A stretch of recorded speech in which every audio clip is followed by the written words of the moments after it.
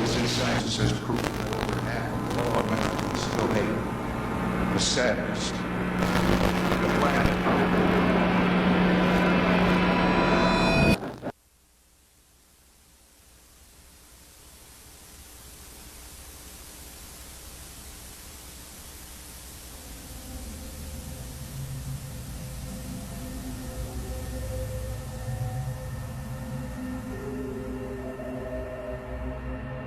The SCP Foundation is the ultimate rabbit hole for those interested in the dark, disturbing, and unexplained. For those of you who don't know, the SCP Foundation is responsible for capturing, containing, and studying various paranormal, supernatural, and other mysterious phenomena unexplained by science, while also keeping their existence hidden from the rest of society. These phenomena are known as anomalies to us and classified as SCPs to the Foundation. Their archives can be found online, which contain thousands of records, ranging from SCP-087, an endless unlit stairwell haunted by a shrouded figure, to SCP-106, a corroded and decayed humanoid entity with a malicious instinct to hunt and drag humans to a dimension beyond our understanding.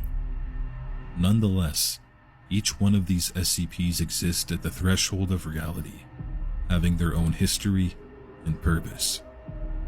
Except for one, which I personally believe to be the most disturbing SCP of them all.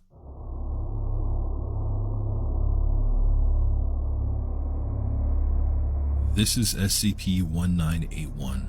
A corrupted Betamax recording of Ronald Reagan's Evil Empire speech from March of 1983. This anomalous object was discovered by a filing clerk at the Ronald Reagan Presidential Library in Simi Valley, California in 1991. Attached was an adhesive sticker with the title, "Ronald Reagan cut up while talking." The filing clerk inserted the recording and watched in horror as they witnessed what appeared to be a lifelike edit of Ronald Reagan being cut up, bleeding all over his podium. After viewing the tape, the clerk immediately notified the police, as they believed this obscene edit was grounds for criminal charges.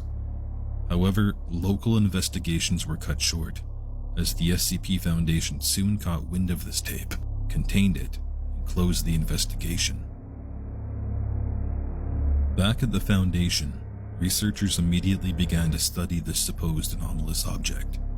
Upon the very first playback, everything began as normal. Reagan's speech was as it was back in 1983, but only up until a minute and 10 seconds in, where it heavily deviated from the original script. Nothing like any speech he's ever performed before. The new words protruded from Reagan's mouth for approximately 4 minutes, before lacerations, incisions, and penetration wounds slowly began to appear all over his body from an unknown source. He continued giving his speech throughout his injuries, as if they weren't even happening. This went on for several more minutes, until the tape abruptly cut to static at 22 minutes and 34 seconds in.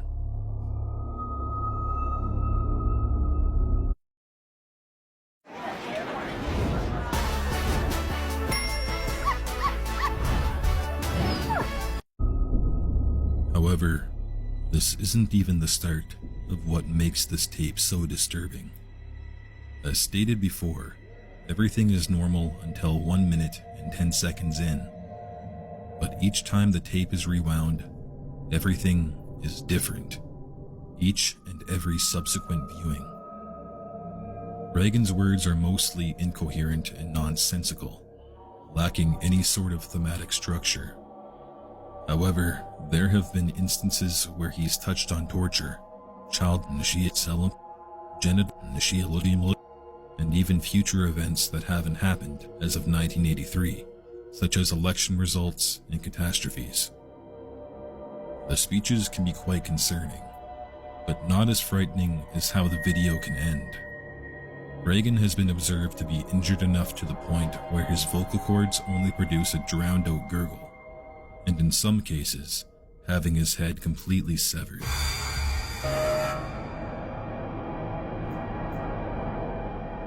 Over the years, the SCP Foundation has conducted several investigations into the strange Betamax tape. There are only a few recordings the Foundation has captured during their studies.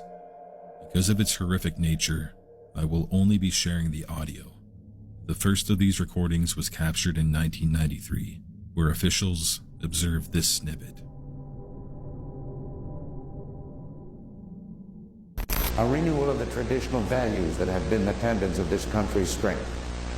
One recent survey by a Washington-based researcher concluded that Americans were far more willing to participate in cannibalism than the past 100 years. America is a nation that will not suffer abominations likely 7, and that is the core of the awakening 12, 18.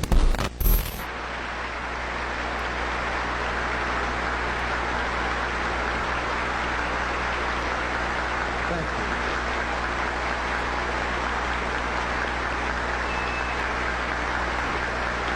Thank you very much. For the first time we have risen, and I see we are being consumed.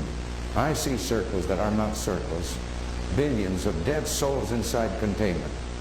Unravelers have eaten country's moral fabric, turning hearts into filth. I'm from a kingdom level above him. What does that yield? A hokey smile that damns an entire nation. There is no hope. At 19 minutes and 15 seconds in, Reagan winced back, as if experiencing severe pain. Several new lacerations began to manifest across his eye socket, as well as punctures penetrating his skull. The remainder of his left arm was now cleanly bisected. Reagan continued as follows. Further consensus has proven that over half of all Americans still hate, eaten whole by void, the emptiness, the sadness, the blackness, the darkness. Then from 20 minutes and 30 seconds in, Reagan simply kept laughing until the signal degraded into static at the 22-minute and 34-second mark. Numerous tests were conducted over the following years. During this time, researchers noticed a strange hooded figure in some of the recordings, just standing there, motionless, for the duration of the tape. It appeared in roughly 1 in 7 viewings, including a notable viewing in 1996, where officials monitored the following. I've been to the steel mills of Alaska and the cornfields of Nebraska. I've seen the derelict offices of Google burn with the window boarded up and the squatters inside them. I've seen the houses where they cut up the little babies. From coast to shining coast, I've walked empty down drooling path and the decaying flesh of false morality poisoning our children. I've stood atop the mountain of this greedy earth, looking upon our beautiful pious pit, filled to bursting with the vast hands of helplessness. And did you know what I saw? Hell.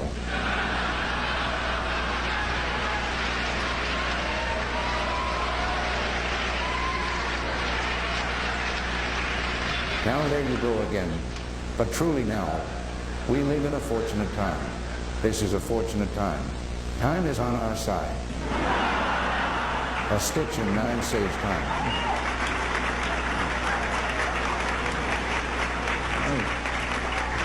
There are your truths, and there are my truths. There are known knowns, known unknowns, and unknown for some of them are in the audience right now. At this stage, 16 minutes in, the wounds inflicted upon Reagan's neck were so severe that it could no longer support his head. His speech degenerated into gurgles as Reagan violently jerked forward, his spine being completely severed, and his head only being loosely connected to his body by strands of muscle tissue. Reagan's body remained alive for the next 3 minutes, continued to gesture as if he was still speaking, before finally collapsing to the ground behind the podium. The recording then degraded into static at 22 minutes, 34 seconds in.